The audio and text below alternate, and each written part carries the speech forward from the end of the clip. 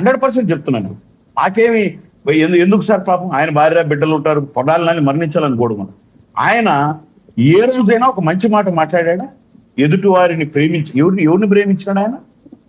ఆడెవుడు ఈడెవుడు ఆడెవుడు బొచ్చుగా ఇదే భాష. కనీసం దేవుళ్ళైనా ఆంజనేయ స్వామి విగ్రహం విరిగిందయ్యా అని విలేకరు అడిగితే వెండి విగ్రహం 6 లక్షలు అయితే పడేస్తే వస్తుంది. అటువంటి వ్యక్తి ఈరోజు ఆయనకు ఆరోగ్యం బాగలేదంటే ఆ రాష్ట్రం అంతా శోకసంద్రమై కన్నీరు మోరుస్తాడు. Why not?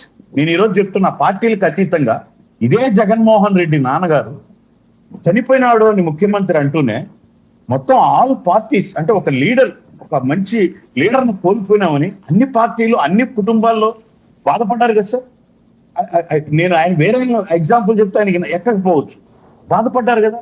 మరి అది అలాంటి రాజకీయం కావాలి అంటే ఒకవేళ మరణంలో కూడా పార్టీలకు అతీతంగా కులాలకు అతీతంగా ఆయన ఉండాలి, ఆయన కావాలని కోరుకోవాలి.